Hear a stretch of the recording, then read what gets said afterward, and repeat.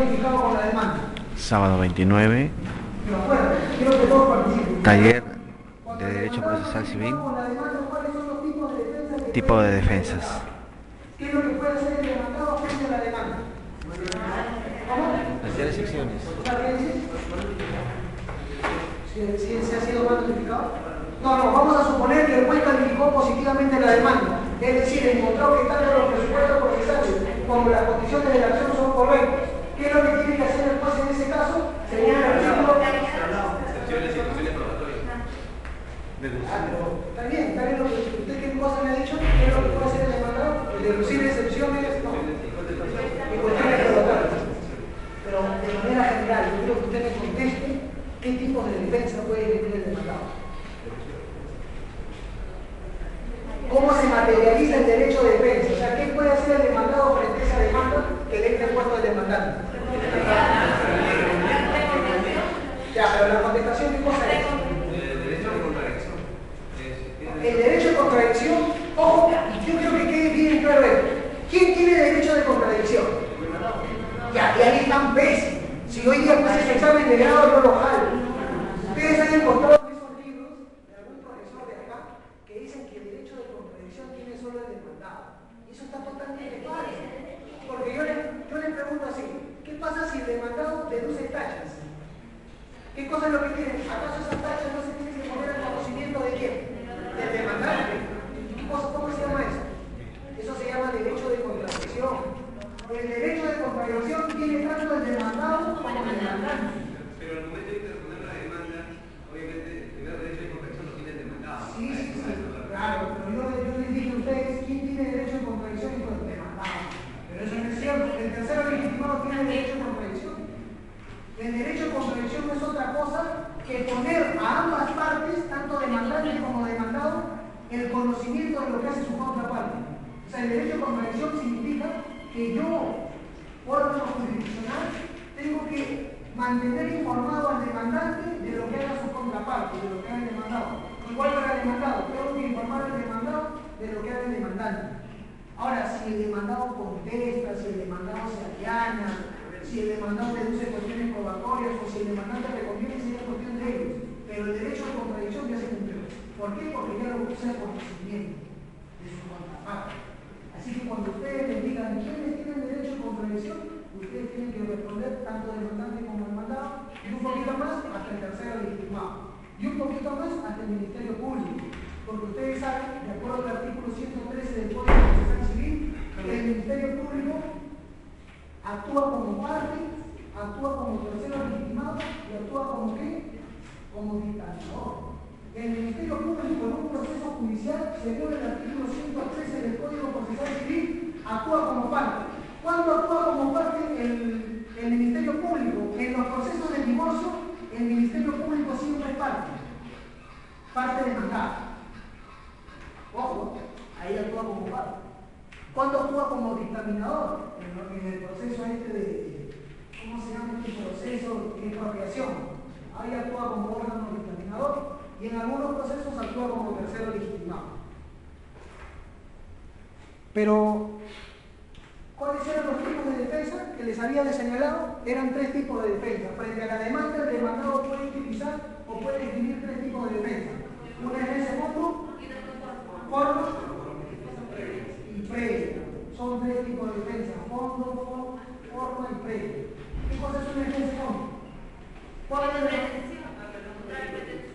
Exacto. Cuando el demandado utiliza una defensa de fondo, ¿qué es lo que está haciendo? Está dirigiéndose, está atacando, está cuestionando, está oponiéndose a qué? Está oponiéndose a la pretensión. Eso es una defensa de fondo. Cuando el demandado ataca la pretensión del demandante. El demandante le ha interpuesto una demanda de obligación de dar suma de dinero, sale el demandado y dice: un momentito, señor juez, es cierto, fulano de tal me prestó la suma de $20,000, pero yo ya le cancelé.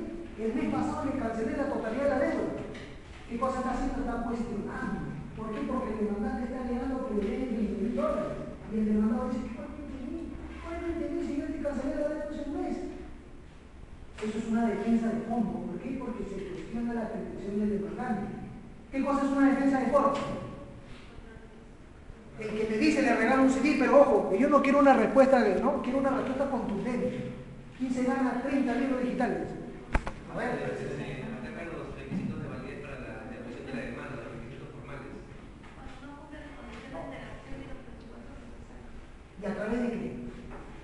¿A través de qué el demandado cuestiona la validez del proceso? A través de las excepciones. ¿Nada más a través de las excepciones? Nada más a través de las excepciones. Yo les hago la pregunta para llevarlos a una respuesta equivocada y todos. La defensa de forma, con una defensa de forma, señores, el demandado no cuestiona la pretensión. A la pretensión ni la mira, ni la toca. O una defensa de forma, lo que hace el demandado es cuestionar la validez de la relación jurídica procesal, la validez del proceso. ¿Por qué? Porque a dicho proceso, o en dicho proceso, hay un error o un defecto de una condición de la acción o de un presupuesto procesal. O una defensa de forma, lo que hace el demandado es cuestionar qué cosa, la validez de la relación jurídica procesal, por una omisión o defecto de qué, de una condición de la acción o de un presupuesto procesal. ¿Y a través de qué medio cuestiona la validez del proceso? A través de las excepciones. ¿Y qué cosa era una defensa previa?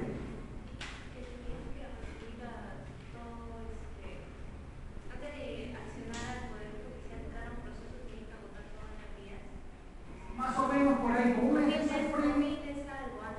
Así. Más o menos por ahí. Sí, lo que dice, ¿cuál es tu nombre, amiga? Joana, lo que dice Joana es más o menos, con una defensa previa, ¿qué cosa hace el demandado? El demandado cuestiona qué cosa. Cuestiona la oportunidad en que el demandante está ejercitando su derecho de acción. Cuestiona la oportunidad en que el demandante ha interpuesto su demanda. Cuando el demandado deduce una defensa previa, lo que le está diciendo al juez es lo siguiente: señor juez, antes de que este señor, antes de que el demandante interponga su demanda, antes de eso, previamente debió realizar determinada actividad que está regulada en la norma material. Eso es una defensa previa.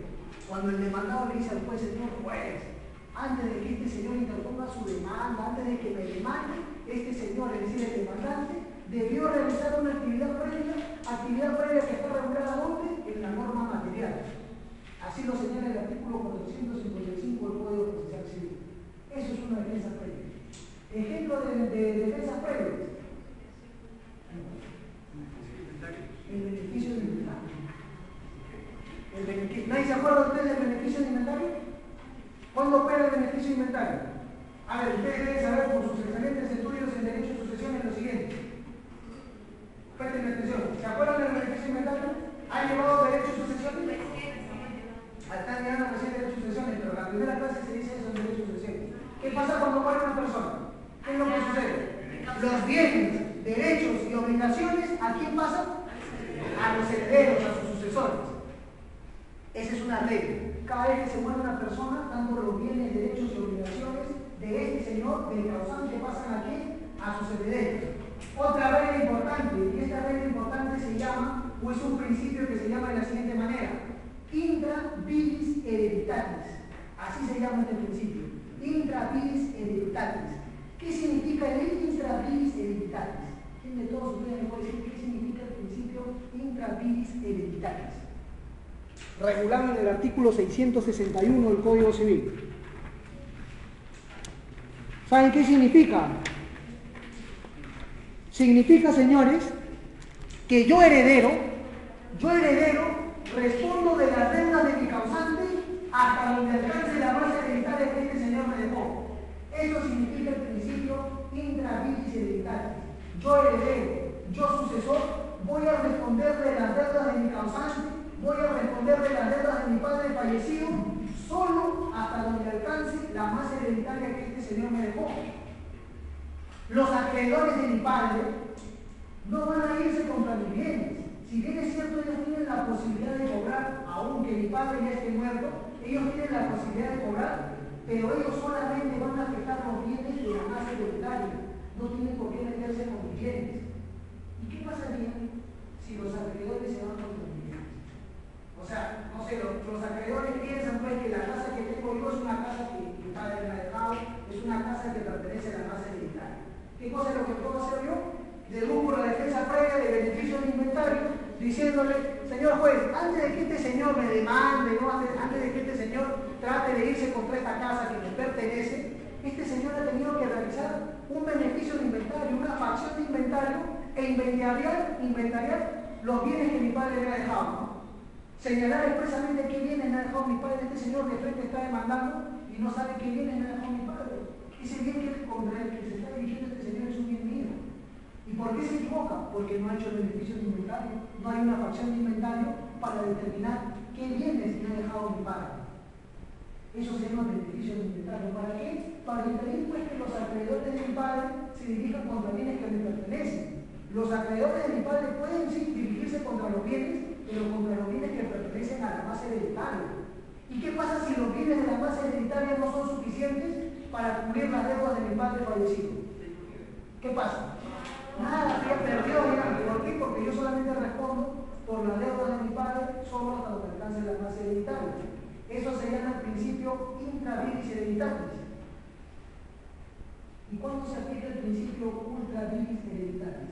Cuando los acreedores se pueden ir contra mi patrimonio si la base hereditaria no alcanza para satisfacer el crédito de estos señores.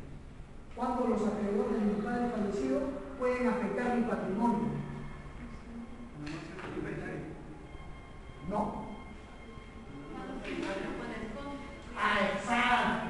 Cuando yo heredero, simulo o escondo bienes de mi causante para cobrar a los acreedores de mi papá, de mi padre fallecido.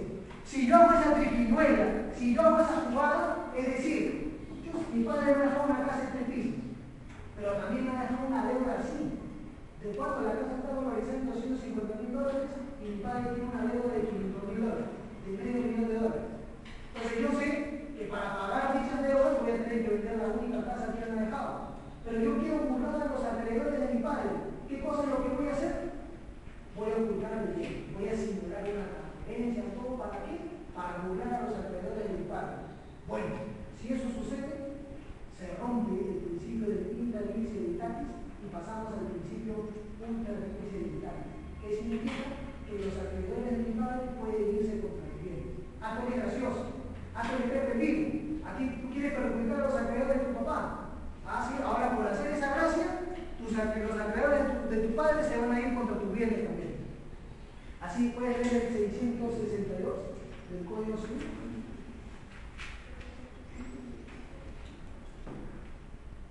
Artículo 662, responsabilidad ultra viris hereditatis. Pierde el beneficio otorgado en el artículo 661 el heredero que 1. Oculta dolosamente bienes hereditarios, 2. Simula deudas o dispone de los bienes dejados por el causante en perjuicio de los derechos de los acreedores de la sucesión.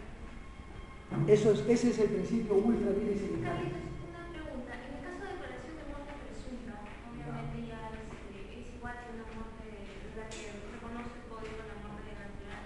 En el caso de una declaración de desaparición, también cuando pasan los bienes a los para poseer, solamente poseer los herederos, estos no pueden vender, ni pueden imaginar, hay un tipo de inventario que se hace. En el caso de que este no tuviera herederos, tiene un interino, ¿cierto? Un curador de bienes. Un curador interino. Ya. ¿Qué pasaría si en este caso el curador, cuando no administra bien, no ha hecho bien el inventario, no emite informe y por X motivo, cuando vienen a hacer una deuda, pueden decir o presumir que como es declaración de ausencia, de desaparición, perdón, puede llevar sus bienes, puede pagar sus bienes? No, pero la declaración de ausencia todavía Porque he no. visto un caso en el cual declaración de ausencia viene siendo un plazo de 2 años. Lo que se vence Claro, pero cuando no hay heredero forzoso te da un curador interino, pero no cautela bien los bienes y por decir, por negligencia le pagan esos bienes, ¿no? Y no hubo un inventario. Y aparece un heredero forzoso X, ese puede pedir el inventario, ¿cómo podría operar en este caso? En este caso que tú me dices, una persona desapareció, se le nombró un curador. Ahora me dices que hubo una mala administración del curador, ¿no? Que no se inventariaron bien los bienes y terminaron siendo empagados y rematados. Ahora aparece un heredero. ¿Qué es lo que puede hacer el heredero? Pedir indemnización por daños y perjuicios, pero ¿hasta qué punto? En el sentido de pedir la nulidad de qué, del inventariado. Porque acuérdate que el principio intra viris o ultra viris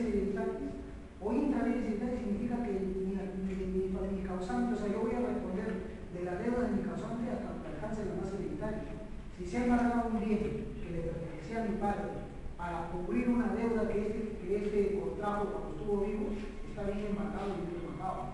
Pero aún sea desaparecido, usted que la declaración de muerte presunta para recién. Entonces pedir la nulidad de todo, pedir la nulidad de dicho proceso. Obviamente la ley dice que solamente se va a suceder o transferir. Pero acá hay un caso particular que tú me pones. ¿Cómo ustedes protegen cómo hacen ustedes una compra-venta limpia? O sea, ¿cómo una compra-venta nunca puede ser atacada con la acción pauliana? ¿Cómo una compra-venta no puede ser atacada con una acción ineficaz? ¿Cómo hacen una compra-venta limpia? Son 3 requisitos para que una compra-venta o cualquier acto de disposición nunca sea atacado. Nunca venga un tercero y pida la ineficacia de dicho acto, ¿no? ¿Cuáles son esos requisitos? El primer requisito es de que el acto jurídico que se realice tiene que ser a título oneroso. El primer requisito es que el acto jurídico tiene que ser a título oneroso. El segundo requisito es que sea de buena fe. Y el tercer requisito es que tú le compres al que está en el registro público. Si haces eso, nunca tu compraventa o tu arrendamiento va a ser atacado con ineficacia. Yo les pregunto a ustedes, ¿se pueden vender bienes ajenos? Sí, ¿verdad? Ya, muy bien, casi. Voy a tener una clase, a ver, explícame por qué. ¿Por qué creen que se pueden vender? ¿En virtud de qué artículo se pueden vender bienes ajenos?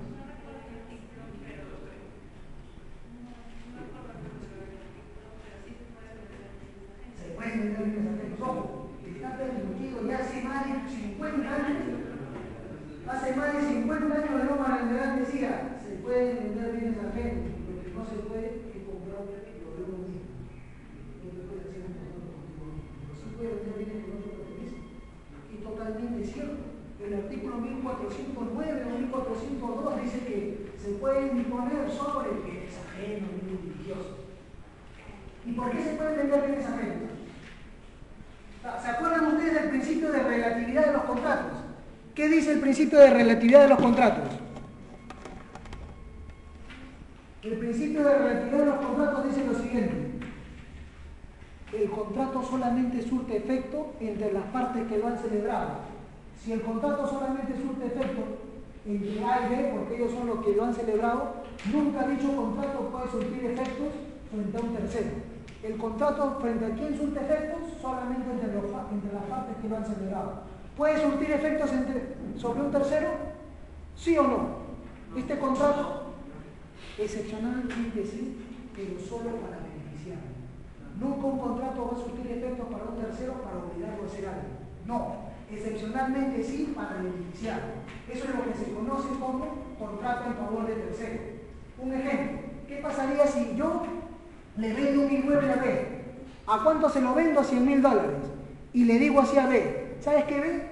Las últimas 3 cláusulas, tú me vas a pagar en 10 armadas de $10.000. Esta casa que te acabo de vender, correcto.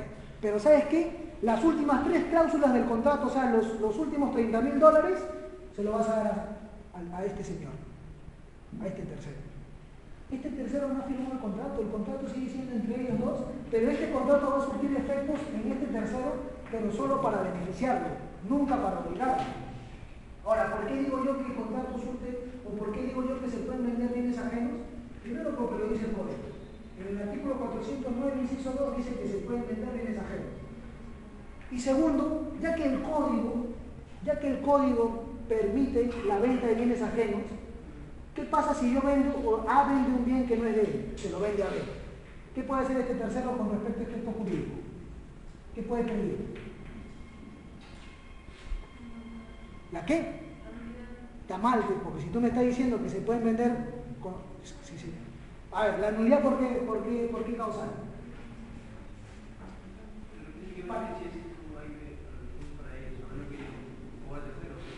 No, acá olvídate de este tercero es el verdadero propietario. ¿Ya? Este señor, ¿qué hizo este señor? Este señor es un usurpador. ¿Ya? ¿Tiene cuánto tiempo viviendo en la casa? Tiene 3 años viviendo en la casa. Este tercero se ha ido de viaje, ganó la tinca y se fue a un tour. Se olvidó de su casa. Es un poseedor de mala fe. Este señor lo ve viviendo 3 años en la casa, piensa que él es el verdadero propietario. ¿Qué cosa es lo que hace él? Le dice, oye compadre, estoy interesado en comprar tu casa. Ah, dice, uy, chévere, le vendo a este señor y yo me quito a otro país. Compadre, le digo, correcto, yo te vendo la casa es mía, sí estoy así. Pero la verdad yo no tengo papeles, pero la casa es mía, hay que hacer el contrato. Dice, yo voy a buscar los papeles de quien me vendió y luego te lo voy a entregar, pero por mientras hay que hacer el contrato y entregarme el dinero. Bueno, B le entrega el dinero, A le entrega la casa y ya termina yéndose, ¿no? Ahora, después de 2 meses aparece el verdadero propietario, este tercero. ¿Qué es lo que puede ser el verdadero propietario? Que es un tercero, porque acá se celebró un contrato de compra-venta, es un tercero con respecto a este contrato de compra-venta. ¿Qué es lo que puede hacer este tercero? Contra el contrato. ¿Cómo? ¿Por qué causa? Lo siento, pero ellos no han simulado nada. Ellos no han simulado nada. No, está bien. Pero ojo, cuando tú me hablas de simulación, la simulación se simula un acto jurídico para ocultar otro. Y acá hay un acto jurídico real. Acá ellos no han simulado nada. Esto es una compra-venta. Pero si ustedes me han dicho, no me pueden decir nulidad ni anulabilidad, ¿saben por qué? Porque ustedes me han dicho que está permitido la compra-venta. Y cuando me dicen ustedes nulidad, ¿por qué sería? ¿Cuál es la causal? 220, 219 del Código Civil. Si está permitido, no puede caer en nulidad. Acá es un acto de ineficacia. Ineficacia contractual. Este acto, este contrato que han celebrado A y B, es ineficaz con respecto a quién? Con respecto al tercero. Es ineficaz. Este contrato va a generar consecuencias jurídicas solamente entre A y B, pero no va a generar consecuencias jurídicas con respecto a este tercero. ¿Por qué? Porque este tercero no ha formado parte de este contrato. Él va a pedir la ineficacia, él va a decir, señor juez, ese contrato es válido, eso es cierto, pero contra mí, contra el verdadero propietario no va a surtir ningún efecto. Que surte efecto entre ellos, ya que A vea qué casa le entrega, pero no le va a entregar mi casa, porque esa casa es mía, yo soy el propietario. Pero en la vida va a pedir la nulidad porque la compra-venta de bienes ajenos está permitido.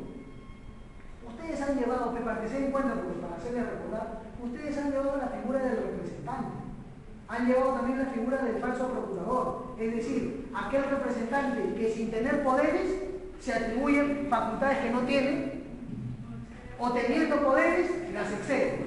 ¿Qué pasa con ese representante? El contrato no es nulo, el contrato es válido, pero frente al representado, frente a ese señor, no va a surtir efecto alguno.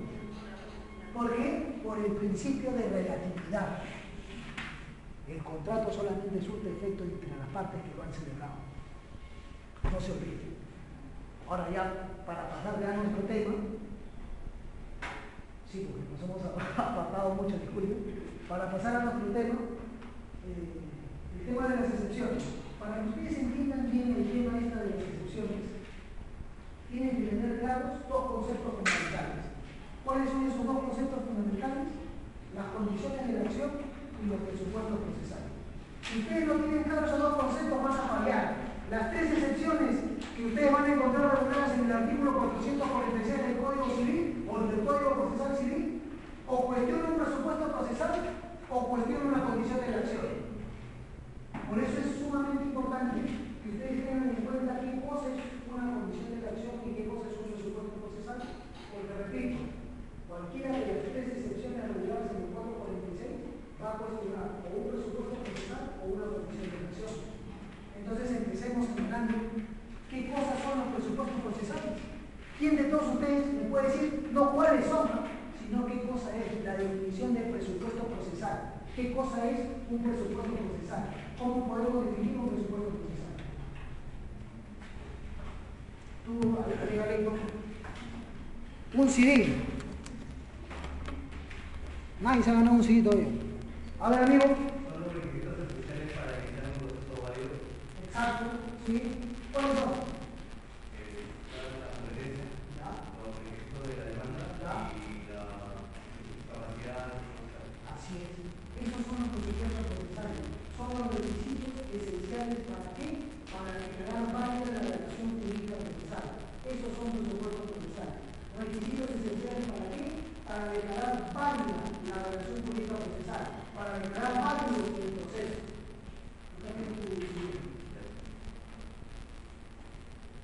¿Y cuáles son? Como como señaló el amigo, son la competencia, son los requisitos de la demanda, son la capacidad procesal. ¿Qué cosa es la competencia? ¿Qué cosa entienden ustedes por competencia? ¿Es qué? ¿Qué dijo yo? A ver, amigo. La jurisdicción en base a la cuantía de materia de tu. Ya, más o menos, pero empezaste más cuando me dijiste jurisdicción. ¿Es la profesión que tienen los jueces para impartir justicia? No, esa es jurisdicción. Esa es jurisdicción. Lo que tú me dijiste es jurisdicción. Lo que yo te preguntaba es competencia. No, está bien, sí, están ahí, me están diciendo cuáles son los componentes, ¿sí?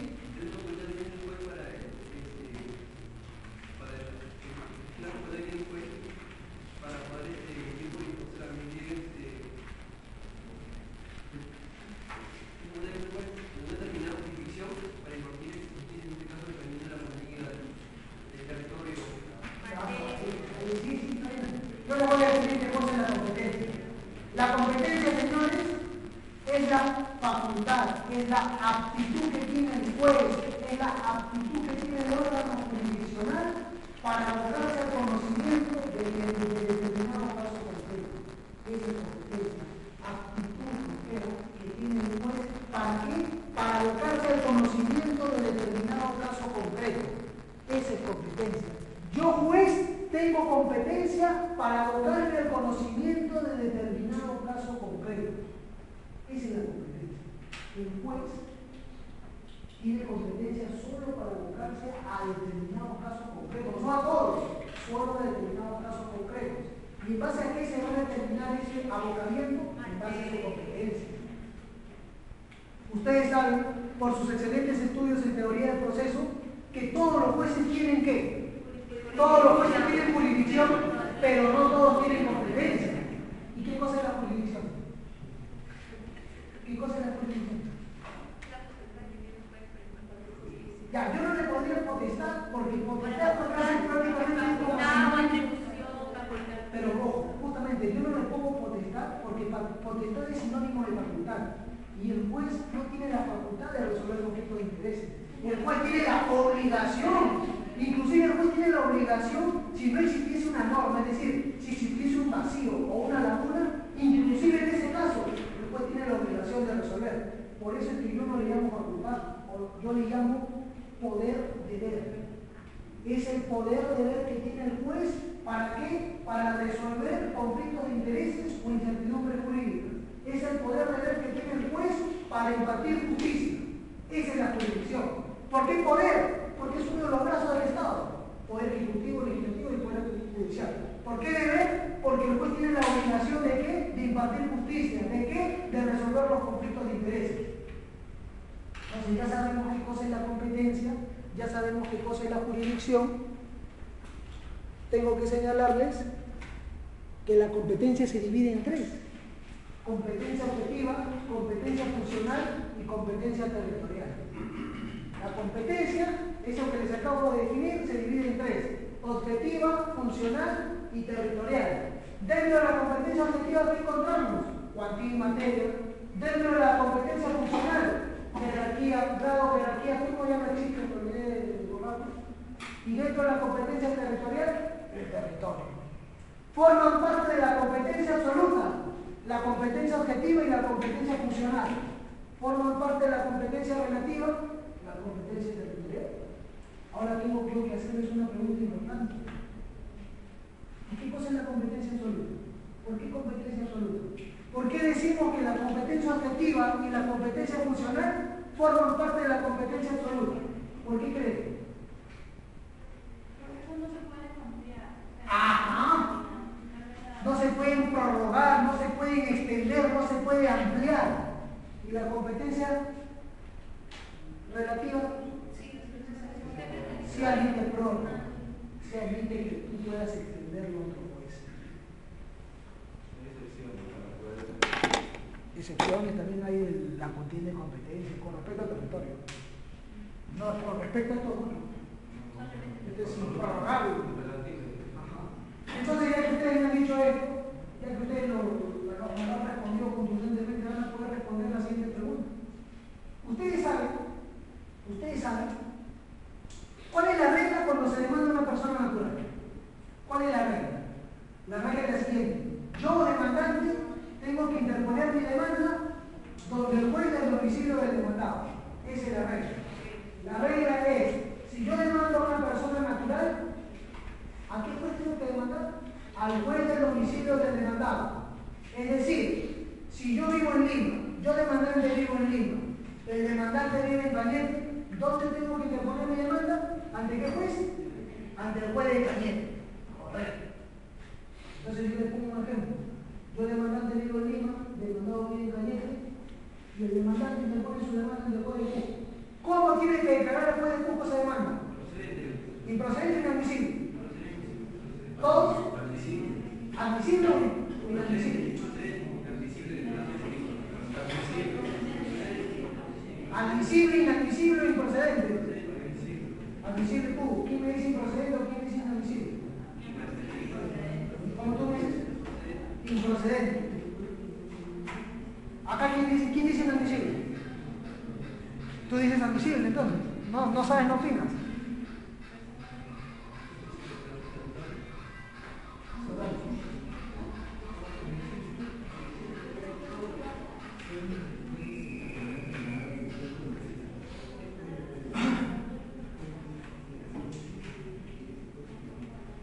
Acá no están seguros. ¿Tú estás seguro? ¿Qué cosa es? Excelente. Admisible, señores. ¿Por qué admisible? Porque yo les he dicho que la competencia territorial admite prórroga. ¿Quién lee, por favor? Yo voy a leer el artículo 26. Señores, el juez tiene que declarar admisible la demanda. El juez de Cusco no es incompetente, por si acaso. Si bien es cierto, yo les he dicho que el demandante vive en Lima, demandado vive en Cañete, y yo demandante ¿dónde me pongo que manda? Ante el juez de Cusco. ¿Qué cosa es lo que tiene que hacer el juez de Cusco? Admitir a trámite la demanda. No es incompetente. ¿Y por qué no es incompetente? Por lo dispuesto en el artículo 26 del Código Procesal Civil.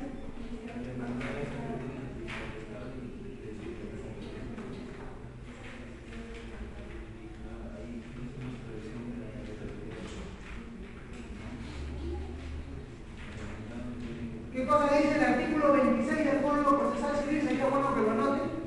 Dice el artículo 26, sumida de la siguiente manera: prórroga tácita de la competencia territorial. Dice, se produce la prórroga tácita de la competencia para el demandante por el solo hecho de interponer la demanda. Yo, demandante, por el solo hecho de interponer la demanda ante un juez, ante el juez de Cusco, estoy prorrogando tácitamente la competencia. La estoy prorrogando al juez de Cusco, tácitamente por el hecho de haber interpuesto mi demanda ante el juez de Cusco. ¿Qué es lo que estoy haciendo? Estoy prorrogando la competencia. Y ahora ustedes me dirán, pero usted me ha dicho, señor, de que la competencia, tratándose de una persona natural, tiene que ser para el demandado. Pero también les he dicho yo que la competencia relativa admite ¿qué? Admite prórroga.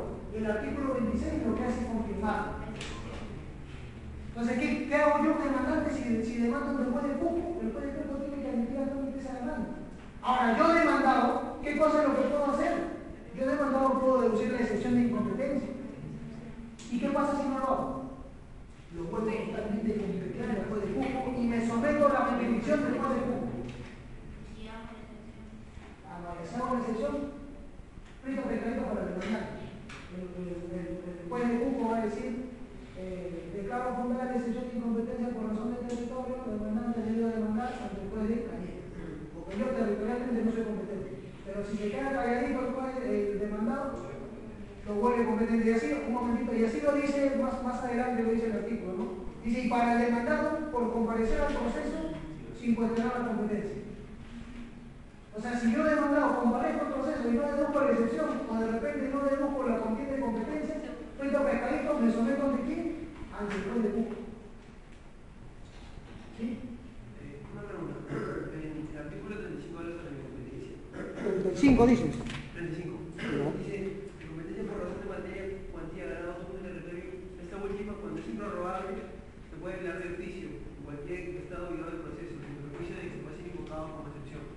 O sea, ¿a qué se refiere cuando es improrrogable? Por ejemplo, en los procesos de alimentos, vamos viendo, no, en los procesos de alimentos no. En los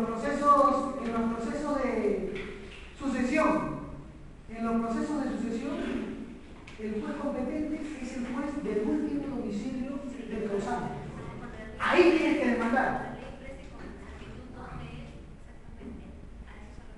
¿Cómo? Cuando la ley exprese, que por ejemplo en el caso del causante está estipulado. Claro, está estipulado que cuando el 35 dice improrrogable, está diciendo que un caso es ese. En el caso de la sucesión, el juez competente es el juez del último domicilio del causante. No puedes demandar a ningún otro juez, y ese es territorial. Se trata de una competencia territorial improrrogable. La norma dice que necesariamente tienes que demandar ante el juez del último domicilio del causante. Sobre la competencia relativa, si fuera el caso de que yo presento mi demanda en Trujillo, que yo tengo un problema acá con el demandado acá en Lima, me presento allá en Trujillo y se va a emitir a trámite. Sí, y se va a notificar vía exhorto. Ya, pero si emite a trámite, entonces bajo ese presupuesto, o sea, cualquiera presenta una demanda en cualquier lado del Perú y pueden meterse. Sí, pero se supone que ya se lo pone tu interrogante es, ¿y por qué si tú vives en Lima, tú también en Trujillo? Que tú vives en Lima y vas a interponer tu demanda. Se supone que tú vas a interponer tu demanda en Trujillo porque tienes negocios, lo que vas a quedar un tiempo en Trujillo. Porque tampoco vas a ser loco, ¿no? De interponer tu demanda en Trujillo y al final te vas a generar un gasto tú y el demandado, ¿no? Pero yo podría hacer ese motivo como el fin, ¿no? En ese caso de accionar el órgano judicial para beneficio mío, sino para perjudicar al demandado en este caso. ¿Por qué? Porque tú tienes más recursos económicos para soportar un proceso así a distancia. Probablemente sí. Bueno, sí, pero esa es una arma que tienes tú porque la ley te faculta.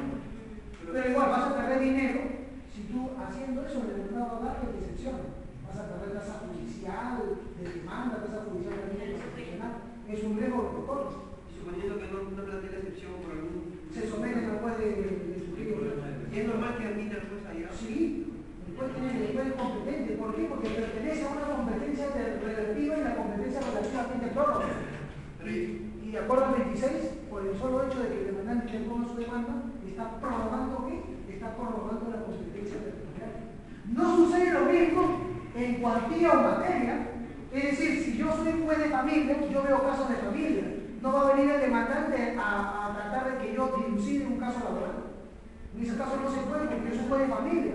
Si quieres que resuelva tu caso laboral, es a nivel laboral, porque es una competencia improbable. ¿Por qué le digo que se pagaron? Porque una amiga y declararon un procedimiento una demanda porque se viene el puesto del inscrito que no era. No, pero eso está mal, porque yo también hay casos feos, ¿no? De los jueces fallen, pero no es que los jueces fallen. Lo que pasa es lo siguiente, si ha practicado un juzgado, el juez está ocupado, se lo manda el secretario. El secretario está ocupado, se lo manda el cecigrista también está ocupado, se lo manda al practicante. Entonces, quien termina calificando la demanda es el practicante. Y es así. Entonces, tú a ti te ha tocado un caso que lo ha practicado de repente un practicante, ¿no? De repente no había llevado ese curso, no había. Claro, pero no deberían declarar un procedente, es admisible.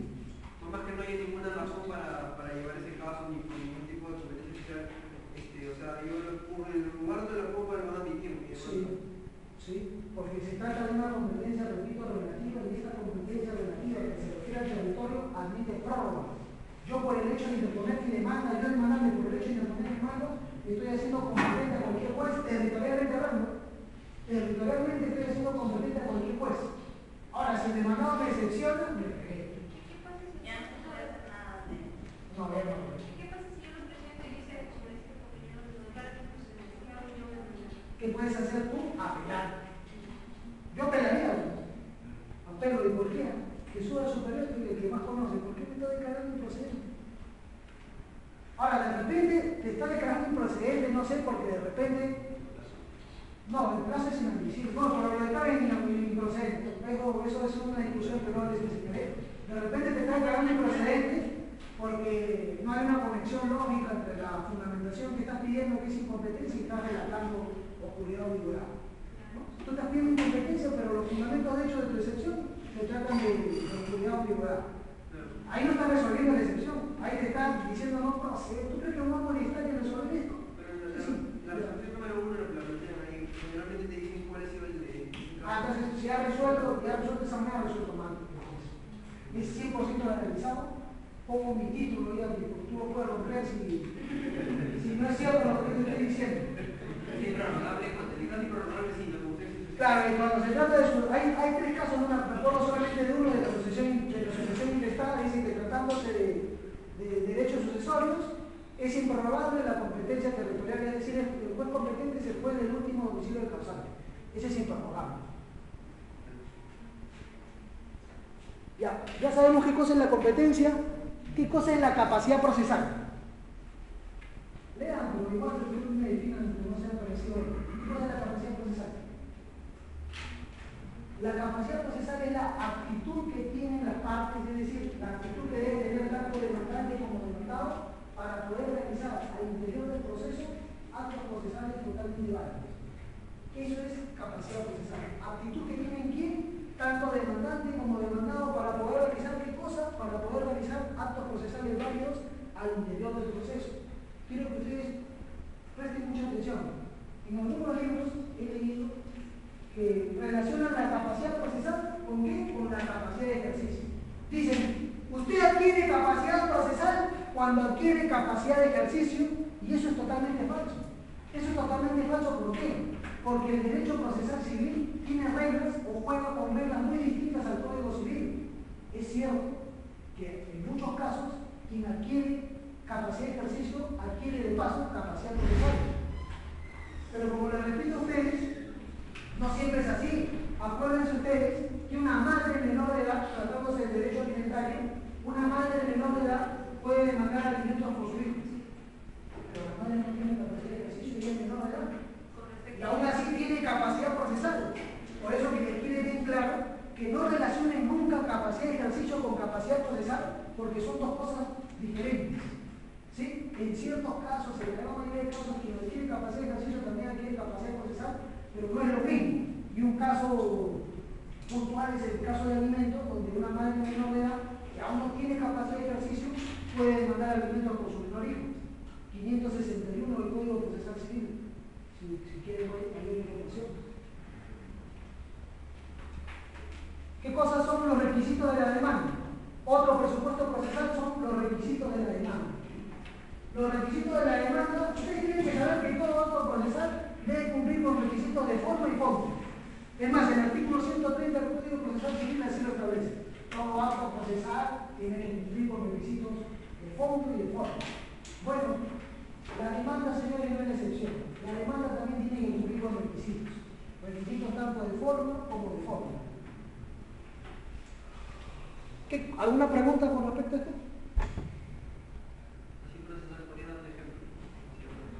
Un ejemplo de capacidad procesal, por ejemplo, tú ahorita, ¿cuántos años tienes? ¿Qué tienes capacidad procesal? Tú tienes capacidad procesal. Tú ahorita puedes, si tu padre no te pasa alimento, tú por propia cuenta puedes agarrar y iniciar un proceso de alimento. La capacidad procesal te faculta para poder acudir a Ajá. la Tienes la aptitud para poder ir por ti mismo a reclamar determinada protección. Tu derecho de acción, todos tenemos derecho de acción, pero en algunos casos, por ejemplo en los menores de edad, por ejemplo en los incapaces adultos, ellos tienen derecho de acción, pero ellos no pueden ejercitar actos procesales al interior del proceso porque no tienen qué cosa, capacidad procesal. Limitado. ¿Cómo? Limitado. Es limitado. Ellos, sí, no tienen. ¿no? Tienen derecho de acción. El derecho de acción es inherente a la persona por el solo hecho de ser persona, pero lo que no pueden hacer es participar ellos mismos directamente en el proceso y realizar actos jurídicos procesales válidos. ¿Por qué? Porque no tienen capacidad procesal. Y ahorita lo vamos a ver porque hay una excepción que se refiere a eso. ¿Alguna otra pregunta? Bueno, aparte de eso, también no tienen capacidad procesal, y ya lo vamos a ver. Por ejemplo, si yo tengo a mi representante, de acuerdo al artículo 74 y 75 del Código Procesal Civil, yo tengo que establecer en ese acto jurídico de representación cuáles son las facultades que tú tienes. Y si tú no tienes facultades para demandar y demandaste, no tienes qué cosa, no tienes capacidad procesal. No estás loco, no eres incapaz.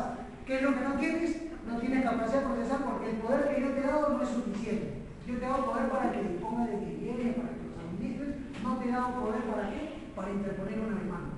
Yo he visto casos en que personas jurídicas tienen su representante legal, ¿no? Y dan poder a una persona, o sea, como es eso. Sí. Y esta persona, como no puede abarcar todas las cosas, porque tiene varias sedes, por así decirlo, de empresa grande, da ese poder se lo da a otra persona. Y eso es totalmente inválido. Porque un poder solamente se lo da a una persona, solamente se lo da.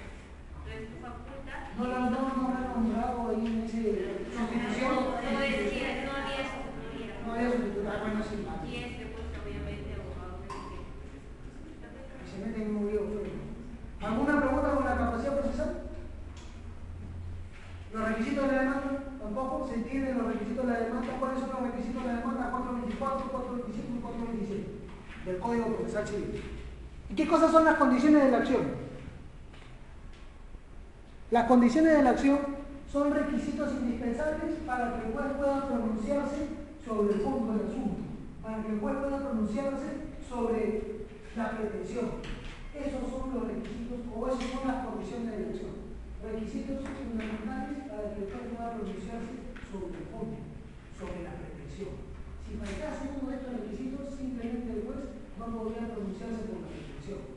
¿Y cuáles son estas condiciones de la acción o estos presupuestos materiales? La legitimidad para obrar, el interés para obrar y la voluntad de la ley. ¿Qué cosa es la legitimidad para obrar? ¿Quién de todos ustedes me puede decir qué cosa es la legitimidad para obrar? A ver, amigo. Las partes que han en este caso forman parte del acto jurídico que se ha realizado. Son partes de conformar el acto jurídico, la presión o atribución del acto jurídico en sí. En este caso son las partes que celebraron el caso. Así, el amigo es lo correcto. La legitimidad para obrar, o sea, yo cuando defino la legitimidad para obrar, señores, lo defino como un concepto lógico de identidad. ¿Entre quiénes? Entre los que participan en la relación jurídica material o los que van a participar en la relación jurídica procesal. Eso es legitimidad para obrar. Quienes participan en la relación jurídica material deben participar también ¿dónde? En la relación jurídica procesal. Eso es legitimidad para obrar. Todo aquel que participe en la relación jurídica material, todo aquel que participe en la relación jurídica que entró en conflicto, debe también participar ¿dónde? En la relación jurídica procesal. Debe también participar en el proceso. Yo siempre que tengo la oportunidad de explicar este tema, siempre relaciono o explico este tema con el siguiente ejemplo. ¿Se acuerdan ustedes que en Mesas y Salsas había el famoso sketch ese donde entrevistaban al artista, al verdadero, y luego traían al doble, ¿no? Al imitador? Y luego, ¿qué cosa hacían? Para identificar quién es quién es el verdadero, hacían un identikit. Acá también ustedes tienen que hacer un identikit. Ustedes quieren saber cuándo hay legitimidad para obrar en un proceso. Primero lo que tienen que hacer es fijarse en la relación jurídica material. A y B forman parte de la relación jurídica material. Por lo tanto, A y B también deben formar parte del proceso. Si A y B forman parte del proceso y también forman parte de la relación jurídica material, tienen legitimidad para obrar.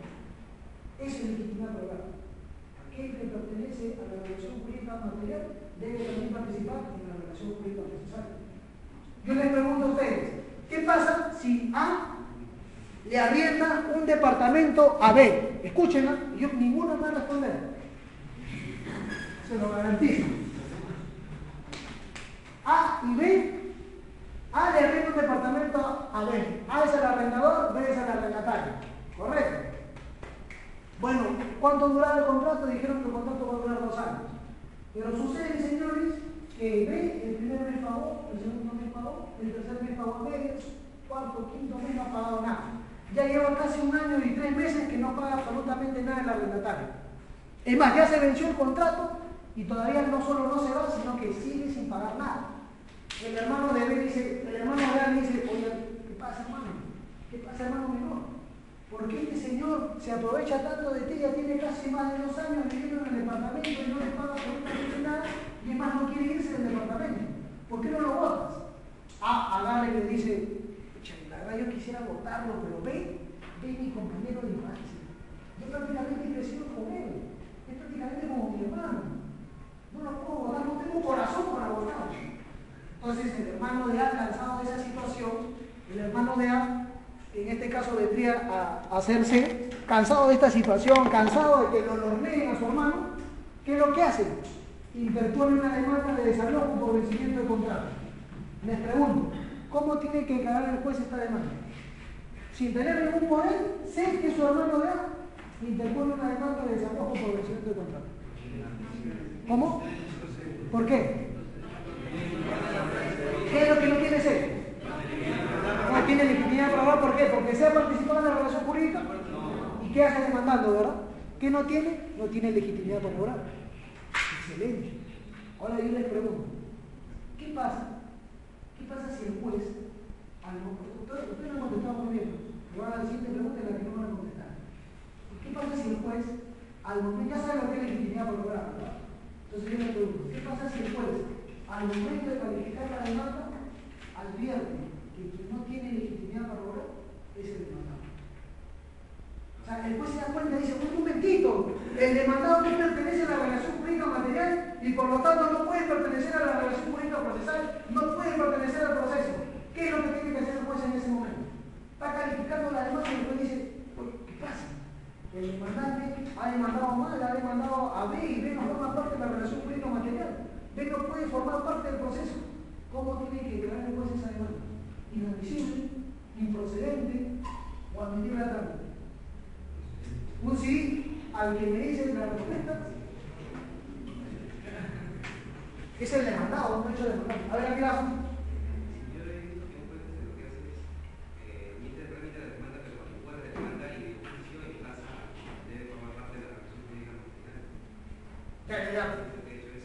Sí, tiene razón, ese es un mecanismo que se llama integración de la relación jurídica. Pero ya, vamos a suponer que no opta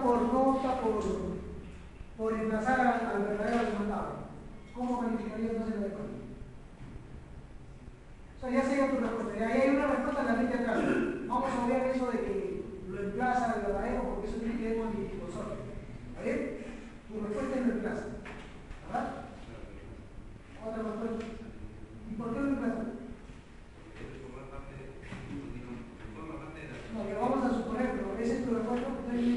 No, está bien tu respuesta. Pero tu respuesta es por el litigosor, pero yo quiero saber por qué lo emplaza. Vamos a suponer que no existe otro demandado. O sea, ¿cuándo funciona lo que tú me has dicho? Lo que tú me has dicho funciona así. Lo que tú me has dicho se llama integración de la relación jurídica. ¿Qué pasa? Acá existe un litisconsorcio necesario pasivo. Escuchen. Lo que me dice el señor está bien. Acá existe un litisconsorcio necesario pasivo. ¿Ya? ¿Qué es lo que debió hacer A? Ha debido demandar a B y a C. ¿Pero qué cosa ha hecho A? Solo demandó a B. ¿Qué hace el juez en ese caso? Dice, admite la demanda y tiene la facultad el juez de admitir la demanda e pasarle la voz a C. Notificar a C. Ojo que A no lo ha nombrado a C, pero C forma parte de la relación jurídica material. ¿Correcto? Entonces el juez tiene la facultad de hacer lo siguiente. Admite el trámite de la demanda y notifica a C. Dice, oye, demandante, qué negligente. Te voy a quedar cólera. Pero ya no te preocupes, te voy a ayudar, porque está dentro de mis facultades, está notificar a quien tú te olvidaste de emplazar. Pero en este caso no existe B, ¿no? En este caso no existe C. O sea, el juez se da cuenta que B no tiene legitimidad para obrar. ¿Qué cosa debe hacer? ¿Y por qué? ¿Qué cosa hace el juez? ¿Admite el trámite de la demanda? Se percata de que B no tiene legitimidad para obrar. ¿Qué cosa tiene que hacer? Podría plantear, podría trasladar la demanda a, en este caso, a B, que no es demandado, para que él en este caso plantee la excepción de Exacto. Miren, si ustedes leen minuciosamente el artículo 427, inciso 1 del Código Procesal Civil, ese artículo dice que el juez declarará improcedente la demanda cuando advierta manifiestamente falta de legitimidad para obrar del demandante. No dice del demandado, dice del demandante. Ahora, yo sé que ustedes dirán, oye, pero con permisos, nosotros somos abogados, ¿eh? Y nosotros podemos hacer una interpretación extensiva y decir de que la ley quiso decir también demandado. Yo les diría que no, porque así como ustedes hacen una interpretación extensiva, yo los haciendo una interpretación sistemática, me voy a las excepciones. Y en las excepciones, cuando el juez declara fundada la excepción de falta de legitimidad para obrar del demandante, el juez dispone la nulidad de todos los cobros y la conclusión del proceso. Pero cuando la falta de legitimidad para obrar es del demandado, el juez concede un plazo al demandante para que emplace bien. Oye, demanda bien, demanda bonito, no debió demandar. Entonces, si en este caso de la admisión de la demanda, el juez declara improcedente la demanda cuando se trata de la falta de legitimidad para obrar del demandante, ¿por qué las excepciones tienen diferente efecto? Entonces, eso corrobora mi tesis de que no es lo mismo, de que si se trata de la falta de legitimidad para obrar del demandado, el juez en la calificación de la demanda, lo que tiene que hacer es admitir a trámite esa demanda. Y si el demandado no excepciona, ya el juez en el saneamiento tendrá que resolver y conceder un plazo. No va a decir un derecho para conceder un plazo y dejar de saneamiento. ¿Sí se entendió? Entonces no es cierto, o sea, cuando alguien le diga qué pasa si el demandado no tiene legitimidad para obrar y el juez se percata de eso al momento de calificar, lo que tiene que hacer el juez en ese caso es admitir al trámite de la demanda. No es improcedente, es admitir la trámite. ¿Sí? Ya. ¿Qué es lo que digo yo? Ya sabemos qué cosa es legitimidad para obrar. Los que participan en la relación jurídica material tienen que participar en el proceso. Entonces yo les hice la siguiente pregunta. Les dije, ¿qué pasa si el juez, al momento de calificar la demanda, advierte que quien no tiene legitimidad para obrar es el demandado? Dice el demandado, el juez dice un momentito, este señor, el demandado, no tiene legitimidad para obrar, no puede participar en el proceso. ¿Cómo tiene que declarar el juez esa demanda? Admitirla a trámite. Admitirla a trámite, ¿por qué? Porque el 427 dice que el juez solo declarará improcedente la demanda cuando advierta manifiestamente que quien no tiene legitimidad para obrar es el demandante, no dice demandado. Y en el peor de los casos, si ustedes quisieran hacer una interpretación extensiva y decir, oiga señor, haciendo una interpretación, demandante es parte, sí, demandado también es parte. Y puedo hacer una interpretación extensiva y calzar también al demandado. Yo les digo que no, porque así como ustedes hacen una interpretación extensiva, yo hago una interpretación sistemática y cuando analicemos la excepción de falta de legitimidad para obrar del demandante, cuando el juez declara fundada la excepción de falta de legitimidad para obrar del demandante, el juez dispone la nulidad de todos los cobros y la conclusión del proceso. En cambio, cuando el juez declara fundada la excepción de falta de legitimidad para obrar del demandado, no tiene el mismo efecto. En ese caso el juez suspende el proceso y le concede un plazo al demandante para que demande bien. El juez le dice, oye, demandante, no has debido demandar a ver, no forma parte de la relación jurídica material. A quien has debido demandar es a C. Entonces, el demandado, por eso el demandante va a aprovechar ese plazo para demandar bien, para empezar a C y no a B. ¿Sí? ¿Qué cosa es el interés por obrar? El interés por obrar es el estado de necesidad que tiene. Exacto. Joana, ¿verdad? Eso es. El interés por obrar es el estado de necesidad que tengo yo justiciable. ¿Para qué? Para recurrir al órgano jurisdiccional en busca de tutela jurídica efectiva. Eso es el interés por obrar. Yo justiciable no tengo otro camino. Yo justiciable no me queda otro camino que recurrir al órgano jurisdiccional solicitando tutela jurídica efectiva. Eso es el interés por obrar. No me queda otro camino, no me queda otra solución que recurrir al juez para que sea el juez quien solucione el conflicto de intereses. Yo le digo a usted, ¿qué pasa si A y B firman un contrato de mutuo donde A le presta a B la suma de $25.000 para que sean cancelados en cuánto tiempo? En 6 meses. Bueno, pues no pasa ni un mes y A demanda a B obligación de dar la suma de dinero.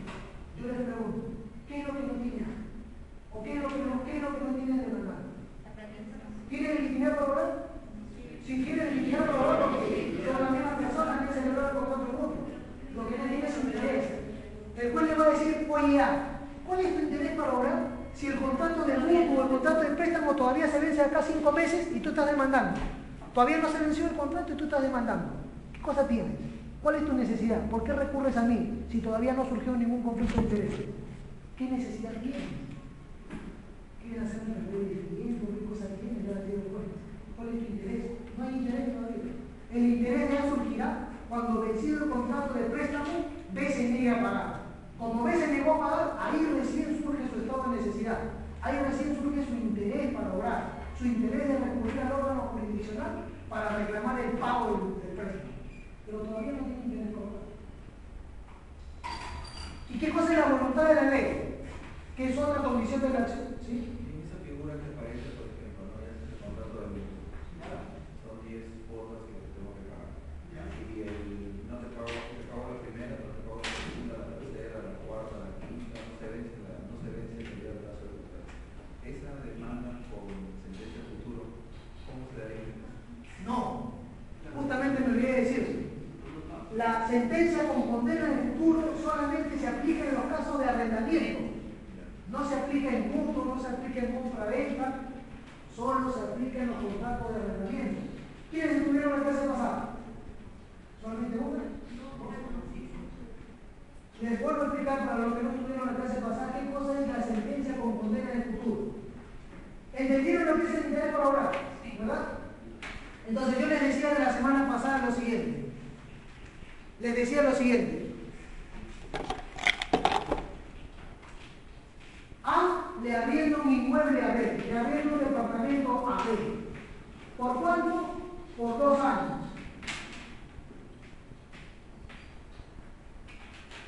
Entonces, ¿qué pasa? ¿Cuánto es la renta que se tiene que pagar mensual por el departamento? Vamos a suponer que es $500. Entonces, ¿qué sucede? Sucede lo siguiente. Sucede que B, que es el arrendatario, el primer mes pagó, el segundo mes sí pagó, el tercer mes pagó la mitad, cuarto mes no paga, quinto mes no paga, sexto mes tampoco paga. Entonces yo arrendador, tengo que hacerme más o menos la idea de que este señor me va a generar problemas en el futuro. Es más que seguro que al vencerse el contrato de acá a año y medio, es más que seguro que cuando le pida la restitución del inmueble, no se va a querer ir. No me va a querer pagar las rentas atrasadas y tampoco se va a querer ir. Entonces la ley me faculta, me da una opción la ley. ¿Qué cosa es lo que dice la ley? La ley me dice, en el artículo 594 del Código Procesal Civil, la ley me dice, oye arrendador, tú aprovecha el plazo de este contrato, o sea, aprovecha estos 2 años o este año y medio que te queda, aprovecha este plazo y demanda el desalojo a B. Pero ustedes dirán, un momentito, pero si el contrato no se ha vencido, todavía no tiene interés para obrar, ¿verdad? ¿Qué interés tiene si el contrato sigue vigente? El contrato todavía no se ha vencido.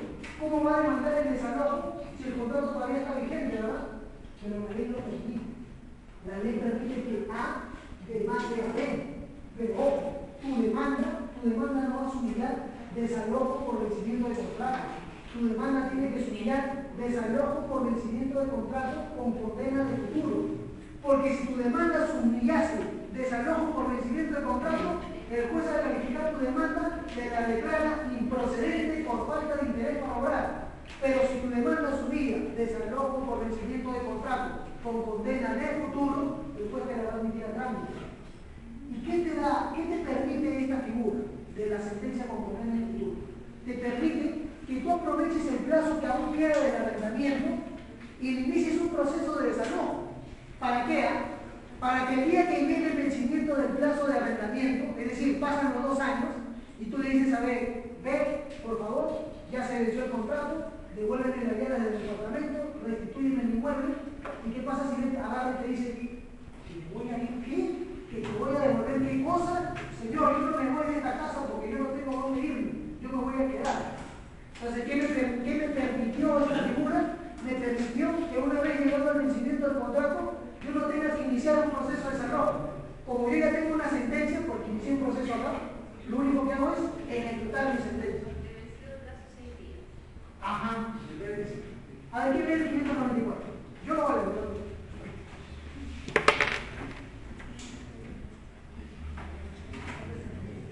594 dice, el desalojo puede demandarse antes del vencimiento del plazo para restituir el bien. Miren, el desalojo puede demandarse antes del vencimiento del plazo para restituir el bien.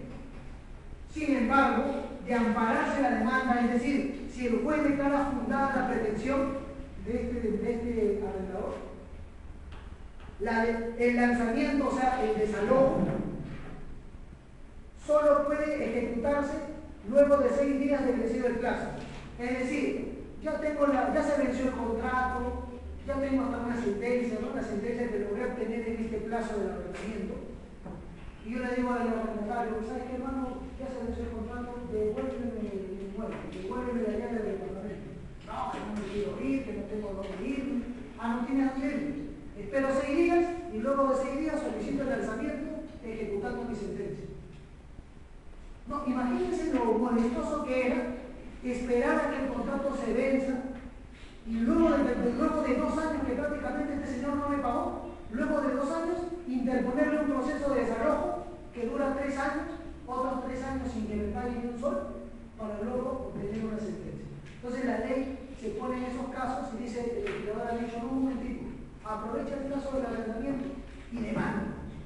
Demanda, ¿no? Si estás viendo que no te están pagando, aprovecha ese plazo de arrendamiento y una vez que se vence el contrato, tú ya no vas a tener que tener un proceso. Lo único que vas a hacer es ejecutar la sentencia que tienes.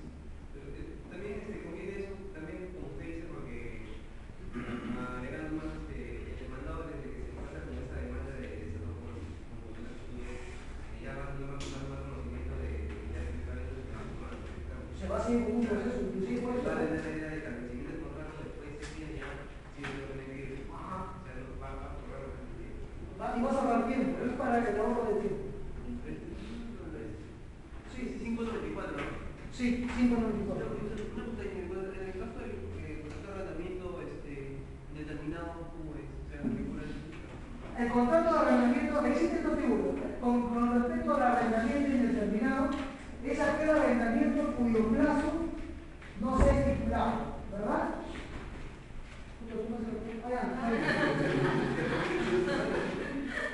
El contrato de arrendamiento con plazo indeterminado. ¿Qué pasa? A y B celebran un contrato de arrendamiento y no estipulan un plazo. ¿Correcto? Ahora, ese es un caso. ¿Cuál es el siguiente caso? Que habiendo un contrato de arrendamiento cuyo plazo se ha fijado, ¿ya?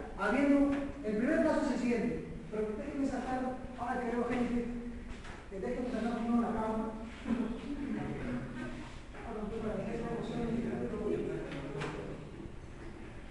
Lo que me preguntó, su compañero me preguntó es con respecto al contrato con plazo indeterminado. Es decir, hay un contrato de arrendamiento cuyo plazo no sea determinado. Ese es un caso. Porque también existe el contrato de arrendamiento cuyo plazo sí se ha determinado. Pero ¿qué es lo que sucede? Según el artículo 1700, se estipula un plazo. Se estipula un plazo, ¿verdad? Pero ¿qué pasa si el contrato se vence? El contrato de arrendamiento se vence. ¿Qué es lo que sucede? ¿Se termina el contrato de arrendamiento? No, ¿qué pasa? No se renueva. Se presume que sigue Se presume, miren, si ahí está, y lo que dice la señorita es bien. O sea que hay un plazo, se estipuló un plazo en el contrato de arrendamiento, ¿correcto? ¿Cuánto fue el plazo? Vamos a suponer 2 años, ¿correcto? Ya pasaron los 2 años. ¿Qué pasa con este contrato? ¿Se venció? No, según la ley, este contrato no se ha vencido. Según la ley, si las partes no dicen nada, según la ley, si las partes no dicen nada, o sea, si nadie dice ya terminó el contrato, retírate, si nadie dice nada, se presume que el contrato sigue bajo sus mismas estipulaciones. Ojo, no se está presumiendo que se ha prorrogado, lo único que está presumiendo es que el contrato sigue con sus mismas estipulaciones y se somete a un contrato indeterminado, un plazo indeterminado, donde cualquiera de las partes le puede poner fin con una simple carta notarial. ¿Me van a entender? Ahora vamos a leer el 1700. ¿Sí? Sí. En el caso de que la persona propietaria del bien no tenga interés en renovar el contrato, hay un plazo para considerarse, en todo caso, el arrendatario como un poseedor precario. No, nunca un arrendatario puede prescribir. Eso les quede claro. Inclusive nunca va a poder prescribir porque esto fue la pregunta de uno de sus compañeros que me hizo el sábado pasado. Dice así lo ya no se dice alquiler, yo le arrendé a fulano de tal. ¿Por cuánto le arrendé? Por 1 año. Pero bueno, sucede que ya han pasado 2 años. O sea, han pasado 2 años y prácticamente el señor no me quiere devolver el inmueble y yo tengo miedo que este señor me gane el inmueble por prescripción adquisitiva, ¿no? Entonces yo agarro y le digo, primero basándome en el artículo 1700. ¿Qué dice el artículo 1700? Que si el contrato se ha vencido, eso no, que si el plazo del contrato de arrendamiento se venció, eso no significa que el contrato de arrendamiento se haya extinguido. No, según el 1700 el contrato sigue bajo sus mismos términos. Por lo tanto, por dicho artículo, nunca este señor, por más que no esté pagando renta, sigue siendo arrendatario. Y así esté viviendo 100 años, un arrendatario nunca puede prescindir. Nunca puede tener un bien por prescripción adquisitiva. ¿Por qué? Porque está reconociendo un poder superior. Este contrato de arrendamiento lo que hace en el arrendatario es asumir un poder superior a él. ¿De qué? De su arrendador. Nunca un poseedor. ¿Por qué? Porque el que posee por prescripción adquisitiva se comporta como qué. En cambio este se está comportando como qué, como arrendatario. Por eso nunca un arrendatario prescribe así de 100 años. Así de 100 años o 20 años nunca va a prescribir. Pero y con respecto a tu problema, o mejor dicho tu pregunta, ¿qué pasa con el contrato de arrendamiento a plazo determinado? ¿Cómo le pones fin? ¿Esa es tu pregunta? Sí, o sea, en ese caso creo que cuando deja de pagar 2 meses seguidos, pasa algo más, creo, el monto en este caso del arrendamiento creo que se concluye o termina. Claro, ¿cómo? Por ejemplo, a un contrato como este, ¿cómo tú le pones? ¿Ustedes saben qué significa la resolución? La resolución es un tipo de ineficacia. ¿Qué pasa? El contrato es válido, pero tú le vas a poner fin. ¿Y por qué le vas a poner fin? Porque una de las partes, por ejemplo, incumplió una de las cláusulas en el contrato. ¿Qué cosa es lo que se dijo? Se dijo, por ejemplo, que yo, arrendatario, tenía que pagar cada mes $500. Y si yo dejaba de incumplir 2 cosas consecutivas, el contrato se resolvió. Eso se llama, se pone en el contrato cláusula de la resolución de empresa. Ustedes también pueden poner, ¿saben qué? Una cláusula en el contrato de la siguiente. Usted, señor, no puede traer el cuarto, se le ha rentado solo a usted. Usted no puede traer familiares. Usted no puede traer a su empleado, no puede traer, o tampoco puede traer animal. Entonces, si en todo caso usted incumpliese una de esas cláusulas del contrato, ¿qué es lo que tiene que hacer? Hacer uso de esa cláusula. ¿Cómo haces uso de esa cláusula? Le mandas una carta notarial al señor señalándole, ¿sabe qué? Usted incumplió la cláusula décima del contrato, que prohibía que usted traiga familiares, que prohibía que usted traiga animales al departamento. Así como usted incumplió esa cláusula, yo estoy resolviendo dicho contrato. Usted tiene 15 días para obtener el inmueble. ¿Sí? Eso cuando es el precio.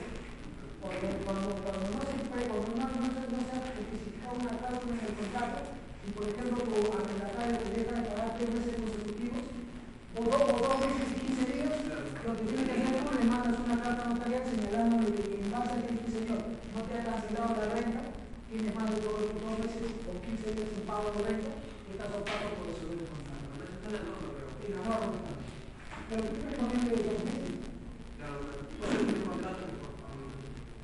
Puedes ponerle otras cláusulas, por ejemplo, no te hagas animales, el departamento es solo para ti, no es solo para ti. Solo para ti, no para tus compañeros, no para tus familiares, te lo ha arrendado solamente para ti. Si llegases a tener un familiar o llegases a estar para un compañero o si uno quiere en este departamento, simplemente el contrato se extiende solo. Se resuelve. ¿Sí? ¿Se entendió lo del interés favoral? Lo de la voluntad de la ley, como ustedes saben, toda relación con toda pretensión con la voluntad de la ley se refiere al caso judicial. ¿Qué cosa es un caso judicial? Un caso que está regulado por el ordenamiento jurídico. Que sea relevante para el ordenamiento jurídico. ¿Sí? Un caso para un sobre este punto de no sería, por ejemplo, arrendador y arrendatario. En este caso, yo encontraba que sería hacer un medio de pago, pero por cuestiones económicas o otro tipo, políticos también quizás, en este caso hay una devaluación del precio de la moneda nacional, y en este caso el arrendador ve que el precio en ese momento ya por la economía es muy bajo y decide subir el precio del arrendamiento. Ya, y en ese caso el arrendatario, o sea, el que está siendo arrendado, puede plantear en algún momento el procedimiento del contrato. Bueno, el caso que tú me planteas es un caso bien simpático. ¿Qué es lo que sucede? Sucede que se ha establecido un contrato de arrendamiento en una renta específica. ¿Cuánto es la renta específica? $500. Ahora, por esta crisis económica, esos $500 de hoy día ya no son los mismos. Han pasado 2 meses y antes $500 eran $500. Ahora, esos $500 en papel no son más que 150 soles. La moneda se ha devaluado. Entonces el amigo me dice, ¿qué es lo que podría hacer? El arrendador podría decirle, conversar con su arrendatario, ¿qué quiero que yo? Porque yo había y me pasó eso, ¿no? Acuérdense que yo arrendaba en dólares y acá hace 2 años el señor empezó a caer. Entonces yo hablé con mi arrendatario y le dije, ¿sabes qué, hermano? Yo no te voy a alquilar, yo no te voy a arrendar para perder, ¿no? Si bien es cierto que te arrendaba en dólares, pero ahora el dólar ha bajado, ¿no? Y tú estás pagando como 80 soles y medio, 40 soles y medio, ¿no? Y yo no quiero perder. Entonces hablamos con él y llegamos a un acuerdo. Pero ¿qué pasaría en el eventual caso que tú me dices que no se llega a un acuerdo? El arrendatario dice, bueno, acá hemos estipulado $500 y $500 te voy a pagar. O sea que $500 cuando te conviene. Y cuando no te conviene, no. Bueno, si en ese caso no quisiera, la ley me da una posibilidad que se llama excesiva onerosidad de la prestación. ¿Cómo se llama la excesiva onerosidad de la prestación? Es lo siguiente. La excesiva onerosidad de la prestación tiene que ver con las circunstancias del contrato. ¿Qué cosa significa la circunstancia del contrato? Que en un momento determinado, vamos a ponerlo así en palabras sencillas, el contrato valía tanto, pero por causas externas a las partes, la prestación mía, la prestación que yo tenía que ejecutar, en un momento valía tanto, pero por causas externas a las partes, ahora vale más, ahora me cuesta más que antes. ¿Por qué? Por causas externas, por ejemplo, la devaluación de la moneda. Entonces yo puedo demandar la excesiva onerosidad de la prestación, señalando, señor juez, ahora mi prestación se ha vuelto excesivamente onerosa, ya no me conviene seguir con este contrato y mi contraparte no me quiere dar las facilidades. Entonces yo como arrendador podría decirle, señor juez, yo a este señor le estoy arrendando un inmueble, un departamento que estaba valorizado en $500, pero ahora la moneda se ha devaluado tanto que darle yo el departamento a ese precio me resulta sumamente oneroso. Yo estoy perdiendo. La moneda se ha devaluado tanto que me está perjudicando a mí. Así que lo que planteo es lo siguiente, una acumulación. O se reajusta la moneda de ahora, se hace un reajuste del valor, o que el contrato se resuelva. Porque yo no le pienso seguir arrendando a este señor a ese precio. Porque lo que quiere hacer el contrato es un equilibrio. En materia contractual debe haber un equilibrio en las prestaciones. Claro, porque suponiendo que hay un plazo, todavía falta medio año para el Sí, pero es tú mismo te das cuenta, ¿es injusto o no? Es injusto no porque ya tu moneda, poniéndome en el caso extremo, de $500 ahora estás pasando a pagar solamente 200 soles. Ni siquiera no, menos de la mitad de lo que querías pagar. ¿Y qué pasa si es al contrario? ¿Cómo? Si en este caso el dólar sube, y supuestamente... También excesivo negocio de la prestación. Bueno, que sería parte De la arrendataria. Entonces no puede prestar. Los dos, sí. La otra parte ya podría plantear porque sería muy delicado. Sí, claro, se llama excesivo negocio de la prestación y señala que tratándose del arrendador o arrendatario, tienes que señalar expresamente, primero que se trata de un hecho que escapa a tus posibilidades, y segundo que te está causando un perjuicio porque tu prestación se está volviendo excesivamente onerosa. Tratándose del caso del arrendador, dice, estoy perdiendo plata. O sea, no, lo que recibo por el arrendamiento no me alcanza. Se ha vuelto demasiado onerosa mi prestación. O sea, yo le estoy dando un inmueble a él, le estoy arrendando un inmueble muy por debajo del precio. ¿Por qué? Porque se devaluó la moneda. ¿Sí? ¿Correcto? ¿Alguna otra pregunta? La prestación, la voluntad de la ley significa que el caso que yo llevo al órgano jurisdiccional tiene que ser o tiene que estar regulado por la norma. Yo les pregunto a ustedes, si estoy acá para su casa, ¿los servicios que presta una meretriz son o no un contrato? A ver, miren por qué. ¿Qué es un contrato? Porque claro, lo que pasa es que dentro de un contrato tú estableces lo que vas a hacer.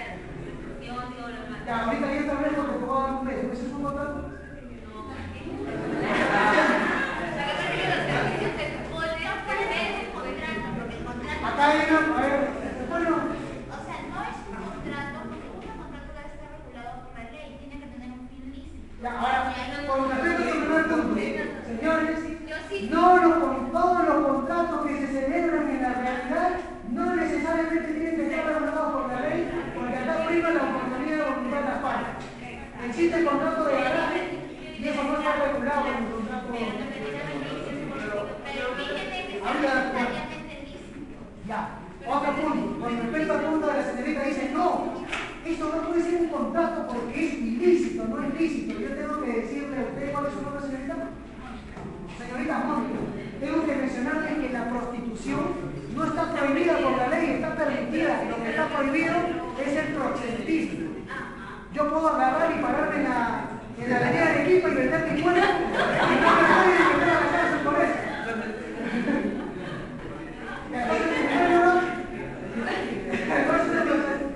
No estamos ante una prestación ilícita. Los servicios que prestan la meretriz no es una prestación ilícita. ¿Cómo? ¿Cómo? Pero ¿quién dice que no es un contrato y dice por qué? Repasando su libro de obligaciones, porque muchos de ellos obligaciones. Claro, un contrato tiene que ver un tipo de relación patrimonial, patrimonial Así es. Yo te digo una cosa, ¿acaso los servicios que presta una meretriz no tienen un valor en el mercado o ya te lo regalan? Entonces, como tiene un valor en el mercado, la prestación de ella tiene un valor en el mercado. Y tú, parroquiano, estás dispuesto a pagar. Entonces ya estás cumpliendo con uno de los requisitos de la prestación. ¿Cuáles son uno de los requisitos de la prestación? La patrimonialidad. Cumplimos con un requisito que es la patrimonialidad. Ese es el primer requisito. ¿Cuál es el segundo requisito?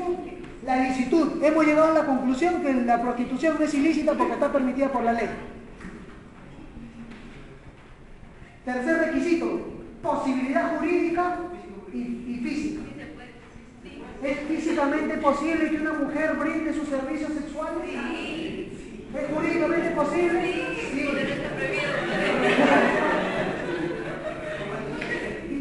Entonces sí cumple pues, con los requisitos de un contrato. ¿Y saben por qué yo Esa es una votación. Distinto es cuando tú hablas de las buenas o malas costumbres. Puede estar mal visto. Por ejemplo. Claro, mira, por ejemplo, las cucardas. Todo el mundo sabe que las cucardas es un prostíbulo. ¿Y se han preguntado por qué no lo han cerrado? No lo han cerrado porque cuenta con el permiso de la municipalidad.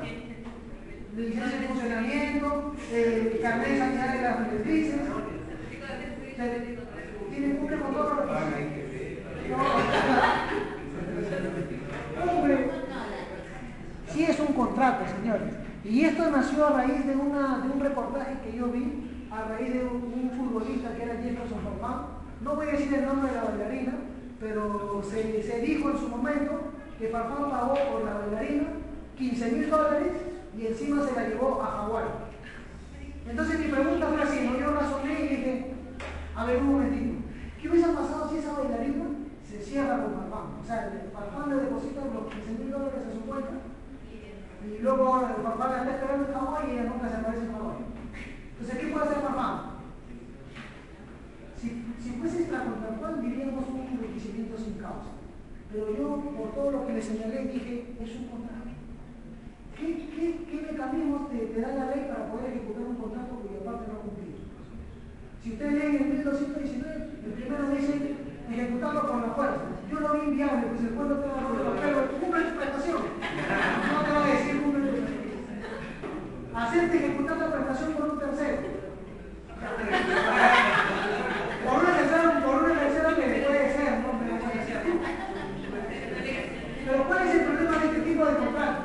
El problema de este tipo de contratos es que ninguna persona, porque tiene una mujer, hijo, familia, se va a acercar a hacer cumplir, pero solamente eso es, por el qué dirán, pero en realidad es un contrato y lo puedes hacer valer como un contrato. Pero estoy seguro que ningún parroquiano iría al juez con su demanda y diría, ¿sabe qué? Me han engañado, esta señora no cumplió con su beneficio, con su servicio. Pero sí es un contrato. ¿Qué pasaría en ese vacío de la ley? No hay un vacío. No, pero ¿qué pasaría en ese caso? ¿Cómo podría uno pedir los planitos de transparencia? Bueno, yo me iría le recomendaría a mi patrocinado que se iría por la responsabilidad civil extracontractual señalando que había un enriquecimiento sin causa, ¿no? Señalando que había depositado la señorita $15,000, ¿no? Como figura en el banco, el voucher del banco, ¿no? Y ella no cumplió con una prestación X. Pero no diría por lo contrario, aún siendo un contrato para evitar que el patrocinado pase pues una verdadera desarrollo. Porque eso pasó en televisión, si se abrieron esos casos. Sale por televisión. Ya, pero ahora van a ver que si ustedes han entendido muy bien, ustedes se van a dar cuenta que si han entendido bien los presupuestos procesales y las condiciones de la acción, cuando pasemos a ver cada una de las excepciones, así más rápido, solamente antes de empezar. ¿Qué cosas son las excepciones procesales?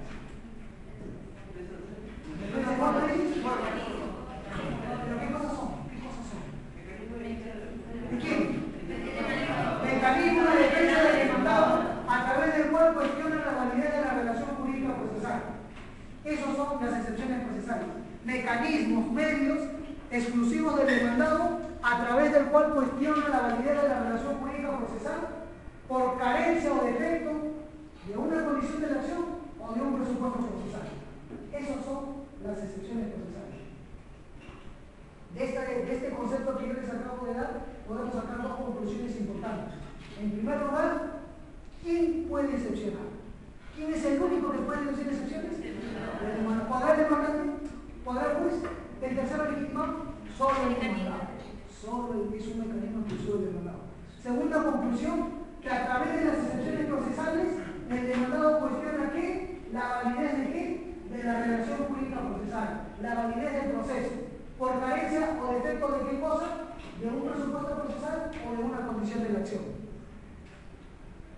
Ahora, tengo que mencionarles que existen dos tipos de excepciones: las excepciones con efecto dilatorio y las excepciones con efecto perentorio.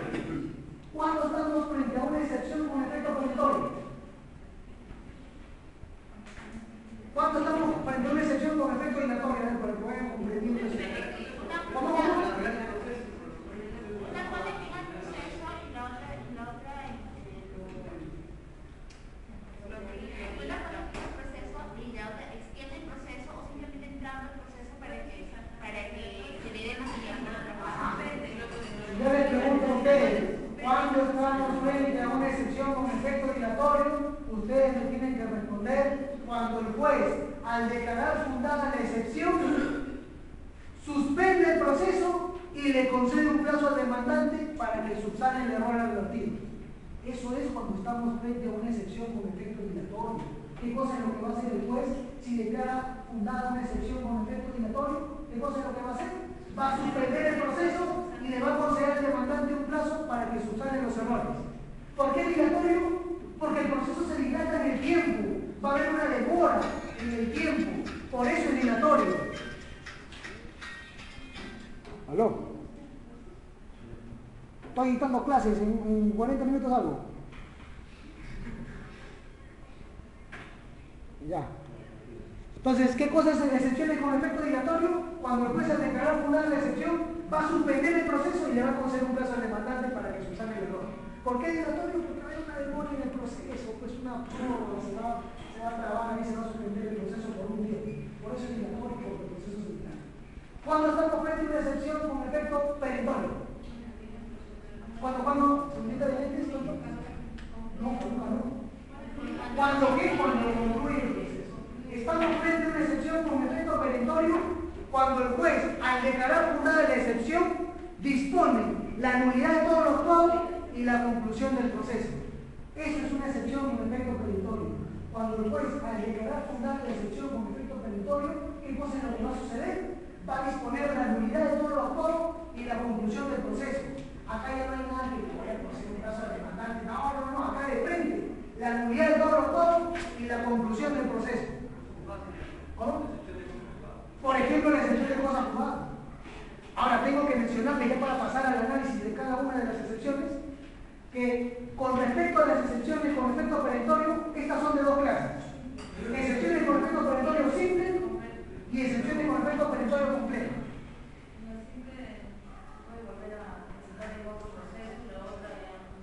Exacto, ¿cuál es tu nombre, Lita? Emi. Exacto, Emi. Tiene razón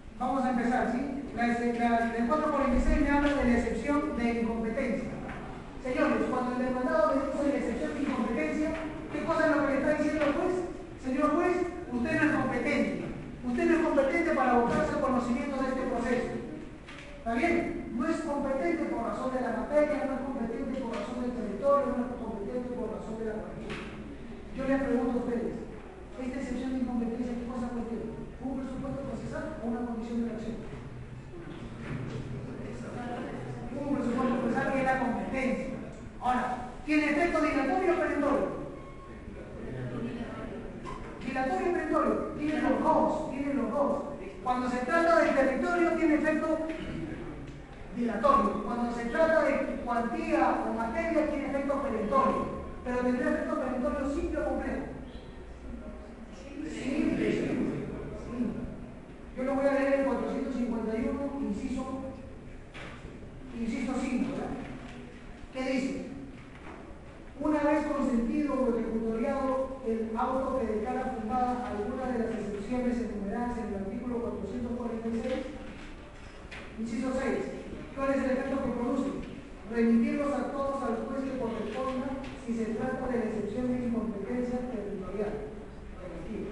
O sea, si el juez declara fundada la excepción de incompetencia por razón del territorio, si el juez la declara fundada, es decir, dice, es verdad, territorialmente yo no soy competente. Si el juez hace eso, ¿qué es lo que va a hacer el juez? Va a remitir el proceso, va a remitir el expediente al juez que corresponda. Por eso es directorio, porque este trámite de remitir el proceso del juez incompetente al competente territorialmente hablando, no van a multiplicar el tiempo. Por eso es dilatorio. Pero en cambio, si la excepción de incompetencia se refiere a la cuantía o se refiere a la materia, en ese caso es perentorio. ¿Por qué? Porque el juez va a declarar la nulidad de todos los pagos y la conclusión del proceso. Pero es simple porque tú ya no vas a ser tan tonto de interponer la demanda ante un juez incompetente por razón de la materia. Ahora sí vas a interponerlo al juez que corresponde. Por eso tu petición no sería afectada. ¿Sí se entiende? ¿Sí, amiguita? Ahí aparece pasamos la voz. A ver, el 400, el inciso, vayamos al inciso 4, ya no tenemos mucho tiempo. Dice oscuridad o ambigüedad en el modo de proponer la demanda. La excepción de oscuridad o ambigüedad en el modo de proponer la demanda. Señores, cuando el demandado propone esta excepción, lo que le está diciendo el juez es lo siguiente: señor juez, la verdad no comprendo qué cosa es lo que está pidiendo el demandado. Está confusa su demanda que no entiendo, que lo aclare. Es oscura, es ambigua. Les pregunto, ¿qué es lo que se cuestiona acá? ¿Un presupuesto procesal o una condición de elección? ¿Qué presupuesto procesal? Requisitos de la demanda. ¿Tiene efecto dilatorio o perentorio? Dilatorio. ¿Por qué? Porque después le vamos a un número de demandante. Aclara tu demanda, por favor. No se entiende. Vayamos a las excepciones de prescripción y caducidad. Tanto las excepciones de prescripción, perdónenme por hacerlo porque no tenemos mucho tiempo. Las excepciones de prescripción y caducidad. Señores, tanto la caducidad como la prescripción están relacionadas con el tiempo en el derecho. Tanto la prescripción y la caducidad están relacionadas con el tiempo en el derecho. ¿Qué significa eso? Significa, señores, que si yo no acciono en este momento, cuando me anime a hacerlo, puede ser muy tarde. ¿Por qué? Porque de repente mi derecho prescribió o porque de repente no. ¿Cuál es la diferencia entre la prescripción y la caducidad? Yo les hago una pregunta. ¿Qué pasa si el juez, al momento de calificar la demanda, advierte que el derecho del demandante prescribió? ¿Cómo tiene que calificar la demanda? ¿Cómo? ¿Admitirla? Efectivamente admitirla. ¿Por qué admitirla? Ustedes tienen que recordar que el derecho, porque mejor que la prescripción extingue la acción, más no el derecho. Otra cosa que tienen que recordar, la prescripción solamente es a pedido de parte, nunca de oficio. Es decir, si el juez advierte que el demandante o el derecho del demandante prescribió, como este a pedido de parte no puede hacer nada. En cambio, si el juez advierte que el derecho caducó, en ese caso sí, declara improcedente la demanda. ¿Por qué? Porque la caducidad es de oficio o a pedido de parte. Otra diferencia, la caducidad extingue el derecho de acción, la prescripción solamente extingue la acción. ¿Qué se cuestiona? ¿Un presupuesto procesal o una condición de la acción? ¿Una qué? ¿Cuál? Interés parlamentario. Tu interés ya no tienes, si tu derecho caducó, ¿qué interés tienes en tu proceso? ¿Qué interés tienes, qué necesidad tienes de recurrir si ya no tienes ya derecho alguno? La excepción de litipendencia. ¿Qué significa litipendencia? Que hay un proceso pendiente, hay un proceso que está en trámite y el gracioso del demandante me está iniciando un nuevo proceso. O sea, qué gracioso, o sea, todavía este proceso está en trámite, todavía no ha llegado a sentencia y el demandante me ha iniciado otro proceso, el mismo proceso pero no ocupado. Me olvidé de señalar, le llamo a acabar. Tanto en la excepción, ojo, presten atención y esto sí es bueno que lo apunten, tanto en la excepción de litipendencia, como en la excepción de cosa juzgada, como en la excepción de prescripción, como en la excepción de caducidad, la excepción de conclusión del proceso por conciliación y transacción, tanto en esos procesos que les he mencionado, en todas esas excepciones que les he mencionado, se necesita un requisito especial. ¿Cuál es el requisito especial? Que haya existido o exista un proceso. Para que tú deduzcas la excepción de litipendencia, la excepción de cosas juzgadas, la excepción de prescripción, la excepción de... no, me estoy mintiendo, la excepción de cosas juzgadas, la excepción de litipendencia, la excepción de conclusión del proceso por conciliación o transacción. Para que tú deduzcas esas excepciones, ¿qué cosa es lo que se necesita? Se necesita de un proceso anterior. Que exista o haya existido un proceso anterior. Por ejemplo, en la excepción de litipendencia, ¿qué cosa es lo que sucede? Hay un litigio pendiente y este señor, el demandante, me ha iniciado otro proceso. Entre las mismas partes, el mismo interés para obrar y el mismo petitorio. Entonces yo le digo al juez, señor juez, ¿qué pasa con este señor que me ha interpuesto dos procesos igualitos? ¿No? Dedujo la excepción de litipendencia con respecto al segundo proceso. Les pregunto, ¿qué se cuestiona? ¿Un presupuesto procesal o una condición de elección? ¿Tu amiguita? ¿Tu amiguito? ¿No sabes? La excepción de incompetencia, ¿qué cuestiona? ¿Un presupuesto procesal o una condición de elección? ¿Un presupuesto? ¿Cuál es el presupuesto procesal? ¿Qué condición de elección? El interés para lograr. ¿Qué interés para lograr tienes si tu interés para lograr está siendo discutido en este proceso? ¿Tienen alguna otra pregunta? Ya no alcanza mucho tiempo. ¿Cómo? Por favor, ¿a todos les ha llegado el correo? No. ¿A los que no? El correo, porque si no, ¿cómo se va a salir? ¿A ti te llegó?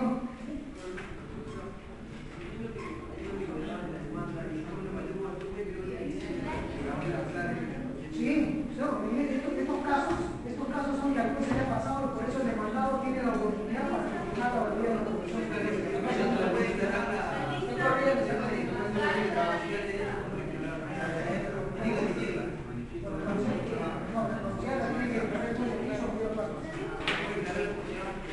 Sí, la producción de piso pide parte. Solo pide parte. Señores, solamente decirles por favor que existen muchas posibilidades siempre y cuando ustedes apoyen con su granito de arena. Existen muchas posibilidades que estos talleres los estemos llevando al colegio de abogados. Y no solo vamos a ir con el sello del instituto, sino que van a tener un sello que pesa más, que es el colegio de abogados. ¿Por qué? Porque hemos tenido problemas con este salón. Pero ojo, que el próximo sábado va a ser en esta comunidad. Solamente que lo que les estoy diciendo es para ustedes, que yo les entusiasmo. ¿Sí? ¿Qué es lo que necesito de ustedes? Yo les voy a mandar un correo al correo de ustedes con una especie de lista, ¿no? Ustedes lo que quiero es que a mí me amigan del colegio de abogados me ha dicho, mira Carlitos, los días sábados a esta hora los salones de tal están pero totalmente desocupados, hay capacidad como para 80 personas, 100 personas. Si tú eres capaz de recolectar tiempo de alumnos con su DNI y su código de estudiante, yo te presto un salón. Y encima tu instituto, o sea, el certificado que les des a ustedes, sale también con la firma del colegio de abogados.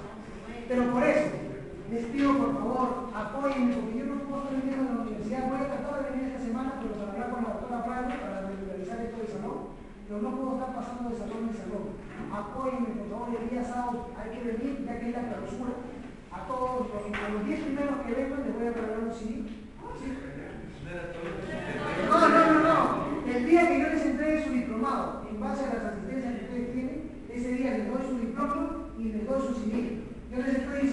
días sábado que viene. Si ustedes vienen temprano a las 10, yo a los 10 primeros les doy su CD. Eso es lo que estoy diciendo. Acá me queda un CD. Yo les voy a hacer una pregunta.